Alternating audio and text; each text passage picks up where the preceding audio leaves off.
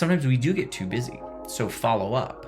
I think that even that little slice right there, the follow-up is kind of a key, because it's, yes, you're following up, you're reaching out, whether it's a text or an email as a job seeker, but really what you're doing is you're taking your power back and you're saying, like, I have a hand in all of this stuff. Before we start the show, I have a quick question for you. Is your resume stuck in the rejection pile?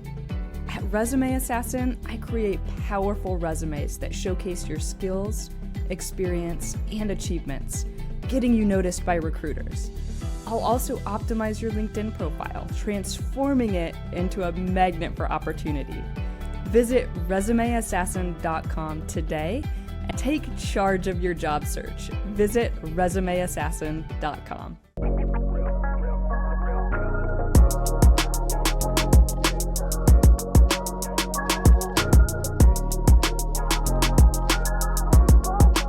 Joe Sebok, welcome to Recruiting Insider. Thank you so much for having me on this Monday. Yes. Ready to get into it. I'm so excited. And before we get into anything though, Joe, I want to ask you a question that I ask all of my guests in 10 words or less. Pressure. What's the best piece of advice that someone has ever given you? The best piece, it's really funny. You asked this question and I love it. I think it's such a phenomenal question. And I always flash back to kind of the same thing when it comes to really, really great advice. And it's something that my stepdad told me probably at the end of high school, because I didn't know what I wanted to do. I was in the Bay Area. I was trying to figure out what schools I wanted to go to, or even what I wanted to study. And what he said, Joey, because that's what my family calls me, Joey. He was like, the main thing in life is you just want to make sure that no matter what you're doing, you have options. He was like, you just want to have outs, in like poker terms. You just want to have different directions you can go and you don't want to be pigeonholed. And that always stuck with me throughout life. And I feel like that versatility and always kind of having my hands in a lot of different pots has served me well. As certain paths have kind of closed, I've been able to shift pretty easily. So I would say that one more than anything. It's always stuck with me since I was a kid. I love that advice, and somebody has actually recently given me that advice, and they explained it like career insurance, where it's like 100%. Exactly. You want to have your hands in lots of different areas, so if one thing doesn't work out, boom, you have something else that you can fall back on. It really is career insurance. I mean, at the time, of course, I was like too young. I didn't think about it in terms of career, but just in terms of life, it really does. And especially in recruiting, right? Like how often do we work with somebody where we're like, okay, you're a little bit in this industry, it's going to be tough to get out, or there are other people who have done a lot of different things and you can kind of pivot a little easier. But I love that. It is totally career insurance. I think that's the best way to put it as we get older. Awesome. Well, I want to talk, I want to introduce you just a little bit here, Joe, because you bring a really unique perspective to recruiting. So you guys, as a former professional poker player, Joe has totally leveraged... normal background. Everybody's got totally it, right? Normal, man. Totally normal. Yeah, I mean, totally normal. And, from what I see, you've really used that really kind of strategic mindset and your ability to read people, right? Absolutely. To help them go into a successful career, building teams for iGaming, casino, tech startups, you name it. Joe's done it. So Joe, with over 800 placements and entire teams built from the ground up, he specializes in identifying top talent that fits both the role as well as the company culture, which we know is just so important. Mm-hmm. So today we're going to discuss his transition from poker into recruiting, his approach to hiring, and what businesses can really learn from his expertise. So, Joe, what made you trade high-stakes poker for high-stakes hiring? Man, it's such a thank you for the intro, by the way. I appreciate it. It's such a long story. I'm going to condense it down. But effectively what I did, I played poker for about 10 years. It was a blast. I was a little younger, obviously. And it was during that time when it was on TV, right? You couldn't even turn on TV without seeing poker. It was just like bang, bang, bang, bang. So it was at the super height of it. It was amazing. But then there was some legislation passed in the United States that made it pretty tough for the online poker sites to work with banks. It's a long, long history. But in a lot of ways, the online poker sites and professional poker, collapsed a little bit in the United States. And so I said, okay, man, I got to do something else. I knew I didn't just want to grind poker games. The fun part of it for me was it enabled me to do a lot of other stuff, media-wise. I had podcasts and radio shows and I had a TV show. And so it was really, really fun. It gave me all this juice to do other stuff. But that totally disappeared. So I was like, well, dude, I don't know if I just want to live in casinos for the next 30 years. Because I knew a lot of people who had. So I went back to the Bay, tried to figure out what I wanted to do, did some operations, some marketing. And then finally I was like, man, what I like doing more than anything is pretty much what we're doing right now, which is just connecting and chatting with people and hearing their stories and figuring out how to help them. And so I kind of jumped into the big agency world, and it kind of went from there. You know, there's been peaks and valleys. Certainly pandemic was one of those, valleys through all of that. But that was kind of the transition out. Poker just lost a little bit of its fun for me. And I ended up shifting back into business, And now, ironically, now I've kind of shifted a little bit back into casino and gambling again, doing recruiting for them. So it's interesting kind of like how things come full circle. Yeah, totally. So I guess, you said that you started in the big agency world. And so, and then you ended up branching out and building your own recruiting firm, correct? Correct. Okay. So tell us a little bit more about that, and where are you now? What do you do? Oh, for sure.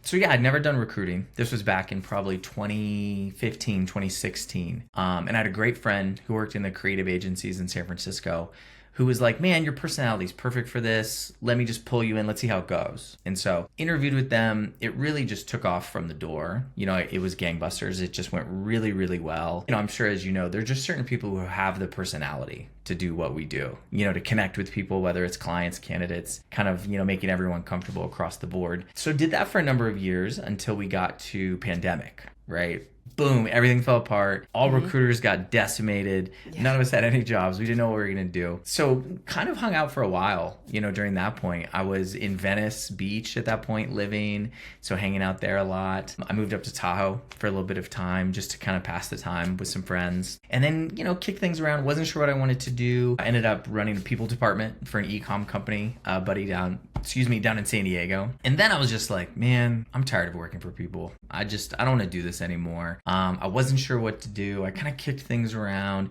and it was a pretty high anxiety time. I mean, a lot of recruiters were getting laid off again. Yeah. Now, this was kind of back in 2022 when they'd hired a bunch of people and then they were letting a lot of them go. So I knew that just trying to find a job in talent wasn't going to be easy. I saw a lot of colleagues languishing on the hunt. And so I was like, man, I might as well just start my own thing, or at least try. Just kick it off and start building the foundation. But it was super stressful. As anybody who starts a business knows, you're working, you're making no money. You're just basically going on faith that it's all going to connect, in the future. So I started doing that, reaching back to the casino world and, startup tech and just really slowly building that. And so for those first couple of years, it was kind of real touch and go, trying to pay the bills and pay rent. Yeah. And keep the anxiety down, which was really, really rough. And it's finally turned out for a while. I think a lot of it is that faith and just being like, you know what, I just need to keep moving forward, even if I can't see the path, and it's going to kind of show itself at some point. And that's what I do now. So basically I have two firms. One is casino and tribal and kind of professional gambling and kind of everything around there. And the other is startup tech, which is very focused on the creative side, technology, engineering, everything kind of along those lines. So it's kind of a dual attack in that way. Yeah. So what's the difference between those two? So you recruit both for startup tech and also for casino. So what are the differences that you look for in candidates between those two industries? It really is different. I mean, you absolutely are absolutely right here. It is in casino and tribal and iGaming. It's much more kind of a Wild West feel to it. Sure. Not in a bad way. Just there's a lot more freedom. Yeah. There's a lot, it's a very specialized niche kind of world, right? Because obviously professional gambling and even non-professional gambling, but just iGaming kind of exists in different, spheres. Some of it's very regulated, some of it's in a gray space. Some of these companies are operating in countries maybe where they're not regulated. So you really have to kind of bob and weave a lot more and be a lot more fluid. But what I have found is when you do find a client, they're very loyal, very, very loyal. And there's a lot of money in that world. It's they connect with you and they feel comfortable with you and you build a team for them that works. They really want to stick with you. They really want to continue to work with you. Startup tech is a little bit more mercenary and there's no loyalty. And, we're talking Facebook and, Meta and, Google, or Facebook is Meta, obviously. Google and kind of all of these companies that are always looking at the bottom line. Yeah. There's so many recruiters that are trying to kind of service that world that it's much more transactional. You know, it's a lot more difficult to kind of build those relationships with hiring managers and with teams, because really so much of it is bottom line. So many other recruiters are already working with those folks. So I'd say it's probably those two, just much more fluid on the casino side. Yeah. A lot more loyal, which some people maybe wouldn't think, right? Because when they're thinking, oh, gamblers, these are all, you know, gangsters running around. It's not really like that anymore. That's like back in the day in the like 70s and 80s. So I'd say that more than anything. Yeah, those are kind of the two differences. Yeah. So, you know, you kind of mentioned this already earlier, but I'm really curious for you to go a little bit deeper into it. How does your poker background help you truly spot the right candidates for the role? Love this topic. This is one of my favorite topics. And I've talked about it with other people, right? Because there are other pro poker players who've kind of gone into business. And you really don't realize it when you're playing poker, how much everything that happens at the table mirrors everything that happens in life. You know, whether it's taking a bad beat and not flying off the handle, whether it's just reading people at the table, you know, it's figuring out who needs this money at the table more than other people, so you know who to put pressure on. All of those skills are so applicable to kind of everyday life, and especially in recruiting, because I need to work with candidates and figure out really quickly, is this person full of shit or is this person being honest with me? And it's the same with our clients, right? We have to figure out like what clients are ready to move, what clients aren't, what clients are, you know, actually building a team versus just looking for talent. So all of that comes into play, you know, especially when you have your own recruiting firms, because you really can't afford to spend a ton of time working with clients who aren't ready to make a move. You know, you just have to move on. It's all respectful. You're not angry or anything, but you're just like, hey man, it's all good. I just need to work with folks so I can make some money and, you know, pay for the bills. So all of that comes into play. You know, you're always playing poker, assessing, you know, who is able to do what they're saying, who fits the culture. I mean, you're doing it all the time without even reading. So it kind of was the perfect initial profession to go into talent, you know, because there's so much reading people. Yeah. And I think it actually jumps up the most in salary negotiations, right? Because that's such a situation where the candidate needs to feel good stepping into a role, and the client needs to feel not taken advantage of, right? So you really have to arrive at that, whether it's a salary number or bonus or whatever of these different factors, so everyone feels good and everyone feels and understands that you have kind of gone to battle for them, right? Yeah. And that's a tough thing to do, to balance all of this. Totally. So that everyone actually feels good when the person starts, right? Because the last thing you want is a candidate to jump in and be like, man, this sucks. I wanted a little bit more. Yeah. You want is the client to be like, oh man, this candidate strong-armed us at the last second. You know, it's just you want positive feelings going into a role. So all that comes into play. Long answer, but it definitely affects a lot of things. No, that's great. And you're absolutely right. As a recruiter, I think a lot of people don't think about this, is there's just a lot of pressure on you, because there are two people that you have to satisfy. You have the client that, of course, that's who's paying you. So you want them to be 100% happy ultimately, but you also want the candidate to be happy too. So it's definitely this balance of, you know, making sure that you're satisfying everybody in every possible way. Totally. Totally. And you know, and I'm also curious to kind of flip the script just a little bit and think about it, you know, think about hiring through the lens of the candidate. In your opinion, how can candidates really be aware of their actions so that the recruiter really reads them in a positive way? Interesting. I mean, I think so much of it always boils down to honesty, you know, and I always preach this too, and I try to have these relationships with my candidates, which is good, bad, indifferent, whatever the news is, let's figure it out. So just be honest with me. If you know you need to hit a certain salary and this role is lower than that, you know, don't kind of BS because you want to get into play and then plan on making a move later. Just be honest with your recruiter, you know, because if the recruiter is good, they're going to save you time and they're going to save you pain throughout the process. At a minimum, you know you can't take a certain role unless it at least gets close to that. So let us not waste all of that time for you. So I would say just be honest with them more than anything. I mean, in terms of, you know, reading people, that's what we do as talent folks, right? That's our job, is to assess when you're not being honest. So more than anything, just do that. Have real conversations with them. And that's kind of our role as talent and recruiters, right? We're supposed to be the conduit that everyone can be honest with and have those difficult conversations, you know? Yeah. If it's on the client side, and they don't want to talk about salary, great. That's what we do. So we can have an honest conversation with the candidate. And if the candidate has certain things that they really need, maybe they have issues around childcare or, when the hours are for the role or some minimums in the salary, whatever that is, that literally is why we're here. But I can tell so quickly when I'm talking with somebody who doesn't trust recruiters and they think it's a game of like, I gotta lie and not be honest. And, it's like the shell game of moving things around. And maybe that works for some. I can't imagine that it would. But my thing is just be totally honest. And I try to kind of put that out initially when I meet somebody to let them know, hey, I'm on your side, whether it's candidate or client. So just, give me that honesty and we'll figure it out together. And if it's the wrong role, it's the wrong role. You'd rather find that out now than find that out in a month after interviewing and spending all that time. Yeah, so that's interesting. So you can tell, you said, right away when somebody's lying. So what's the tell? Fast. How can you tell? It's one of those things. There isn't a set thing. It's not like the person said this certain thing or did a certain thing. And even in poker, it's kind of a misnomer, this concept of like physical tells.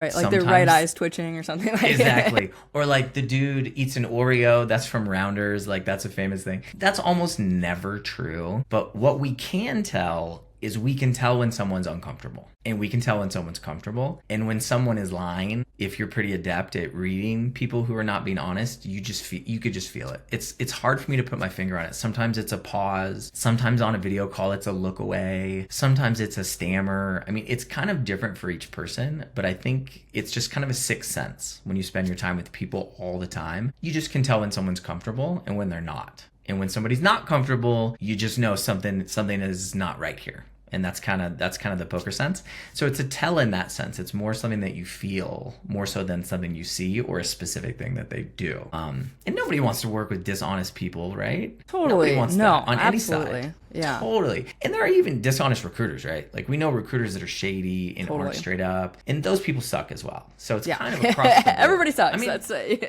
just, be honest. Put some good energy out into the world and it'll come back to you. Yeah, that's the way 100%. I try to do things. 100%. So what's the biggest risk you've taken in recruiting? Oh my God. I mean, that's easy. Just starting my own stuff up, for sure. It's just so difficult to go out on your own it's like I said, you have to have that faith and it's scary. I always flash back to that famous Steve Jobs commencement speech at Stanford, where he talks about just believing that all the dots connect in the future, right? Because inevitably we get to these places in life where we kind of don't know what to do, right? Like whether it's staying in corporate, whether it's starting your own thing, and you take some steps and the path doesn't always reveal itself immediately. And that's very much what happened to me. I mean, I spent a long time, and I give a lot of credit to my partner who really kind of was with me through this and hyped me up. I was so stressed, and I was like, dude, the money's not coming in the way I need. The clients aren't responding, kind of with the quickness that I would like them to. And at one point she was just like, dude, you just got to buck up, man. You got to stop. I mean, she gave me the full on treatment that I give most people. So I totally appreciated it. And it was super hard to just, keep reaching out, keep posting, working on the personal brand, touching base with candidates, clients, and just having faith, and it took a couple years, but that was definitely the hardest part for sure. That was the biggest risk, was saying, screw it, I'm going to do my own thing and have faith that it's going to work and not pay attention to like each day the results, right? Because we don't always get those results every single day. They build up to something bigger. No, we do not. No, we do not. I mean, anybody, like you said, anybody that started a business knows just how incredibly stressful that can be. And I think, right. You've been there, right? I mean, I've been there, and I live it honestly every single day as a business owner. My husband can probably attest. I'm like, I'll have a slow week and I'm like, oh, business is over, I'm dead. It's over. I'm dead. It's all over, man. Yeah, but and I think on a similar note, I think that job seekers are kind of feeling that pressure right now. For that sure. As a business owner, like we have lots of rejections. Like as you're building your business, like you said, as you're building your brand, as you're reaching out to these potential clients, you hear way more no's than you do yes. Yep. And it can be stressful. And I think job seekers are in a very similar situation right now because, I mean, as you know, as I know, the job market is incredibly tough, incredibly competitive and tight. And job seekers are just overwhelmed and stressed out, and they're hearing no. And they have these recruiters that are reaching out and then they're ghosting them, or they're sketchy, like you said. They'll reach out and then, you don't hear from them again, or it's fake. What do you believe? What don't you believe? Totally, so, for those people, totally, yeah. So, I mean, what words of encouragement or advice do you have for somebody that's in the job market right now? Yeah, don't give up. Don't give up. Yeah, I mean, it's super hard. Everything you said is 1,000% true. I think what we do a lot is we give our power away. And I know that's kind of a broad statement, but even ghosting, like you brought up. So any good recruiter hates ghosting. I've posted about this on LinkedIn a lot of times. Sometimes we do get too busy. So follow up. I think that even that little slice right there, the follow up is kind of a key, because it's, yes, you're following up, you're reaching out, whether it's a text or an email as a job seeker, but really what you're doing is you're taking your power back and you're saying, like, I have a hand in all of this stuff. So yeah, the rejections come and it's terrible, but I talk to a lot of candidates who will complain about ghosting, and then I'll be like, well, hey, did you follow up? And they'll be like, I mean, I didn't follow up. They were supposed to hit me up. And I'm like, yes, dude, that is true. But this is a universe. This is an ecosphere, right? So you also have power in this. Like, you don't have to just sit back and say, gosh, nobody reached out. I guess I'm just going to languish here like a victim. So that's like a small piece of the pie. And I preach that a lot to kind of candidates in general. Like, following up is a tiny little piece, but it kind of shows you, hey, there's a lot of things you can do. Work on your network, build your brand on LinkedIn, right? I see a lot of times, there's one fella in particular, I'm not going to say his name. His posts on LinkedIn are literally only, hi, I'm looking for a job, yada, yada, yada. Why would that ever make you stand out, right? That's not going to help. You need to show people, if social media is kind of your thing and you want to build this thing, show people what you're all about. Talk about your area of expertise, right? Talk about struggles you're going through. Like, you need to give people something to connect to, right? It's like you said, we're in this world right now where there's so many resumes. Of course, that's so hard to kind of apply to a role and get noticed. So you have to come up with other ways, right? Take your power back, reach out to people, build your network. Touch base with folks for a virtual coffee. Write about postings on LinkedIn that speak to your experience, right? There's a lot of things you can do. And I think that people will start to realize not only does it move them forward, but just the very act of doing something, just doing anything, they feel like they have more power and they feel less anxious and they just feel like they're more active in their life. So that's what I tell people more than anything, because you can't change the market. You can't change how hard it is to find jobs. You can't change any of that gnarliness, but you can change kind of what's going on in here. So that's what I talk to people about more than anything. Yeah, I would imagine as a recruiter, and as most recruiters, do you get reached out to a lot on LinkedIn from job seekers? Never stops. Never stops. And I respond to every single person, and touch base. Some of it is doing your research as a job seeker, right? Because sometimes folks will reach out to me, hey, I'm in iGaming, I do XYZ, yada, yada, yada, and they kind of outline it for me. And I go, okay, cool. This is a person that may make sense for me to connect with. And I always want to connect, of course. Sometimes people reach out to me and they're like, hey, I'm a nurse and I work in and I'm like, why would you ever think I could get you a job? Like, not connected in any way. So the kind of pray and spray thing, or spray and pray thing, doesn't really work. Again, take your power back. Go onto LinkedIn, look in your area of expertise, find recruiters that work in that space, and then reach out to those people. It tends to make a lot more sense. Yeah. And like anybody else, I'm sure just like you too, I would love to get a job for every single person that I could. Of course. Yeah. Of course. It just doesn't work that way. We have clients, we have our industries, there's certain, people that we are trying to make happy. But yeah, just messages are always coming in. It's like a never ending thing, and we will help whenever we can, of course. But sometimes we're just not the right person, for that person to connect with. Is there any one person that really stands out in your mind as reaching out to you in a way that really grabbed your attention? Like a certain style? Yeah, just any specific story, somebody that just reached out to you and you couldn't ignore them. I mean, it's funny that you say story, right? Because I do feel like there's so much pain on LinkedIn right now. And so I feel like some of those stories, I mean, this is horrible, but they've kind of lost their resonance a little bit. Because to me, I don't want folks to get to drown in their story. I want them to feel their feelings and vent and say, hey, this is difficult. Let's move forward. But honestly, the messages that I respond to the most are the ones that are just like, hey, love to reach out. This is what I do. This is why it's relevant for you. This is something that could make sense. Even, hey, here are some companies that I'm interested in. For me, it's much more like, let's move forward. You know what I'm saying? And I mean this in the nicest way possible. I'm not your therapist. I mean that I don't want you to feel good and of course move forward, but let me help you with the solution. So it's less about the sad stories, because I do feel like there's so many of them and we all have them. It's much more about how can I help you? What can I do? Let's move forward, because we're busy too.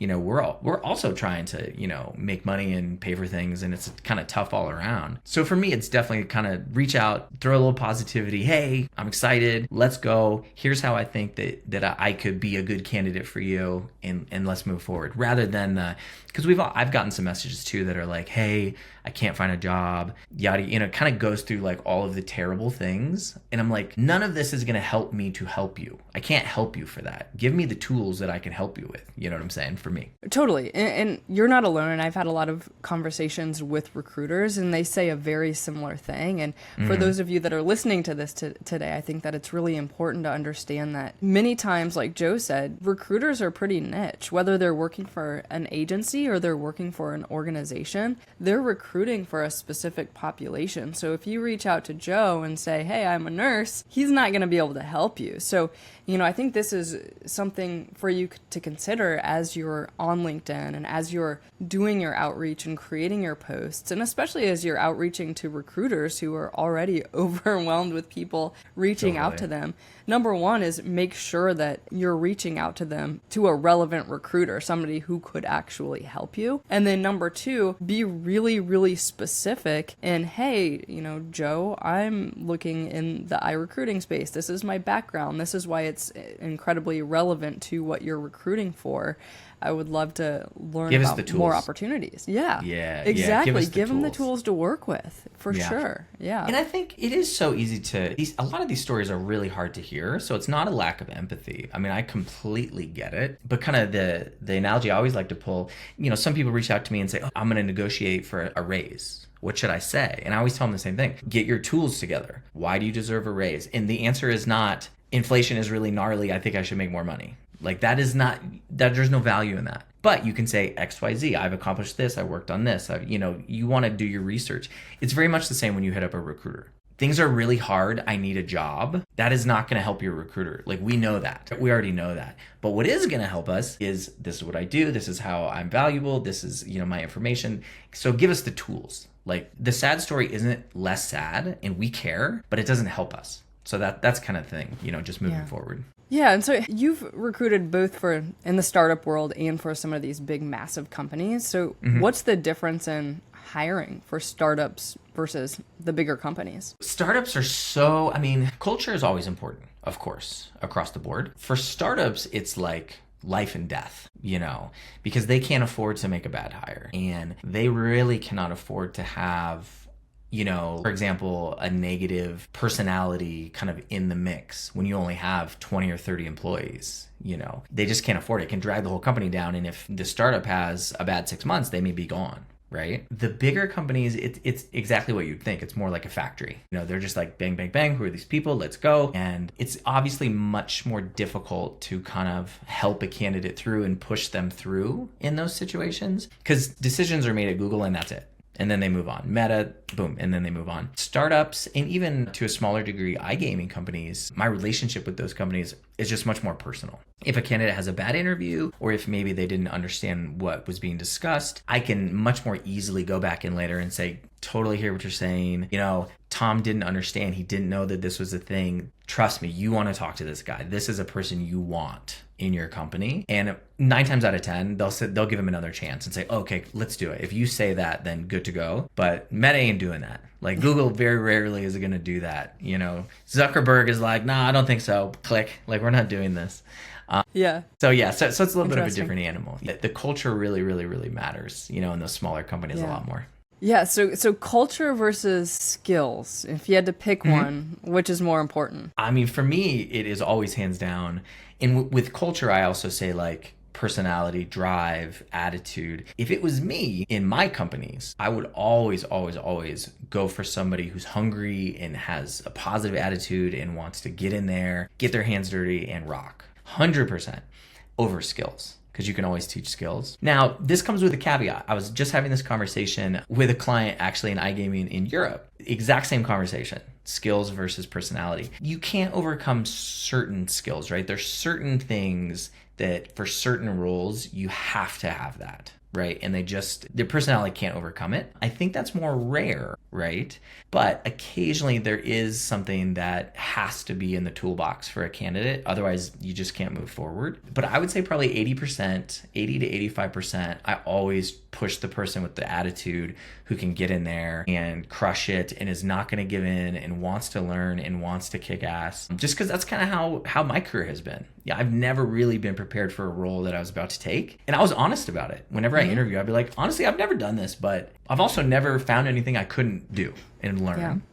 And I just feel like that attitude is just worth its weight in gold. So I always default to that, unless there's some like very niche skill that I can't overcome. And sometimes that's just the way it is. Yeah. Yeah. And something that we kind of talked about earlier, but I kind of want to bring it back up because I think it's an interesting topic, is how do you make sure that both the candidates and the companies win? Yeah, I love this one. I love this. I don't really like to answer it because I have little like tricks and stuff that I do.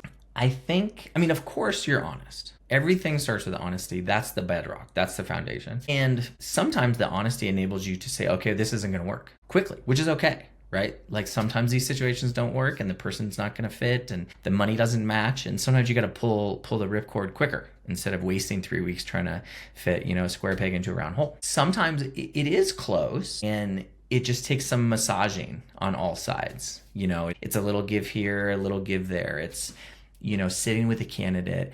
A lot of the time people just want to feel heard, you know what I mean?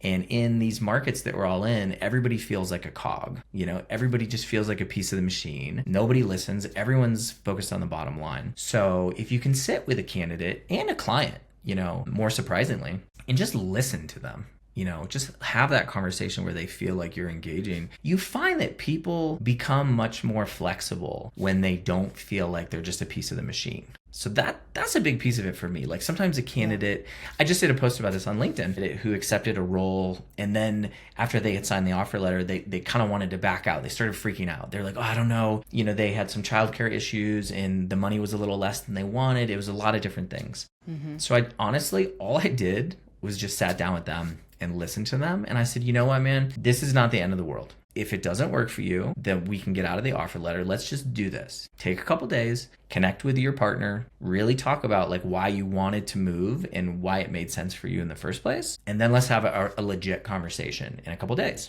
And that's what we did. We just took a little pause, spent a couple days. We came back together and they were like so appreciative of just being listened to and heard and not pressured, right? Yeah. Like so many recruiters are like, yo, you got to take the job because it's their fee and la da da da da da da. But it's like, that's a very short-term way to look at it. You know what I mean? And I get it. We all get it because we need money. But really, we're all humans. And the second you take a little more time, it really, really pays dividends. And that candidate was like, you know what? Thanks so much for listening to me. It did make sense, like why I wanted to move. We're going to handle the childcare. The money's going to work. And so we're going to move forward with it.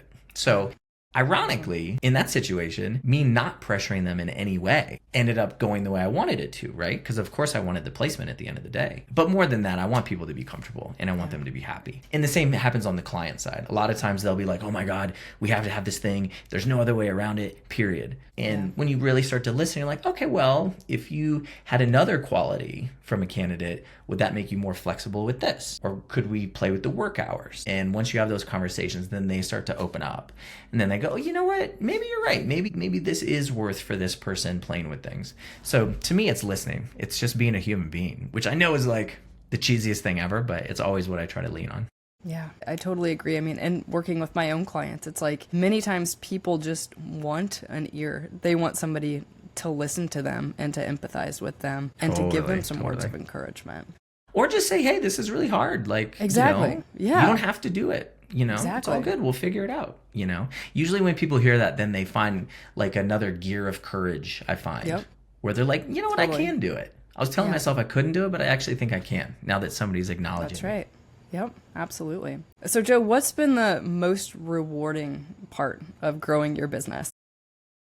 Oh my God, eating at the end of the day when I make some money, probably. I think for me, of course, success is its own reward and we all need to make money. But for me, I think it was more finding my voice again. And, I'd gone through some tough times, like through pandemic. I feel like we all did.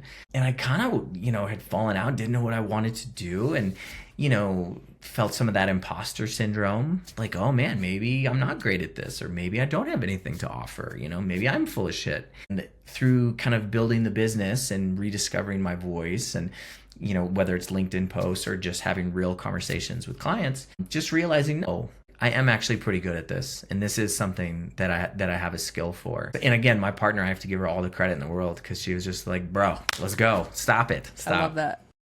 It was great. It was perfect. Yeah.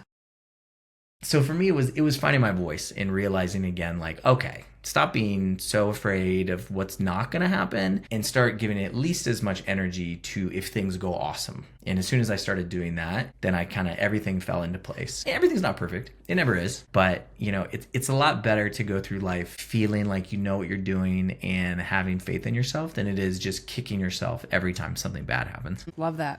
Well, this has been an amazing conversation, Joe. Yeah. And I'd love to hear, where can we find you on social media so we can keep up with you? Oh man. So really what I do these days, I focus on LinkedIn. I mean, that's kind of what I do. I used to, back in the day, this is kind of like one of the fun things. When I was in poker, I had like 1 million followers on Twitter. So that was kind of a thing, or X, whatever. I hate calling it that. I'm old, so I don't like calling it that. But really, I'm just, I do Instagram for pictures. I'm sort of an amateur photographer. So I do a lot of work on there. But more than anything, I just kind of throw it out on LinkedIn because that makes the most sense for me now. So I'm like super boring old dude on LinkedIn, I'm not on the TikTok. I'm not on any of that stuff, really. Awesome, Joe. Well, thank you so much for coming on today. Of course, this was awesome. This was so fun. Yes. I'll come back anytime. Always fun ripping it up. Yeah. Thanks for listening. I will be releasing episodes every Monday, so be sure to subscribe on the platform that you are watching this. Give it a 5-star review, and we'll see you next time.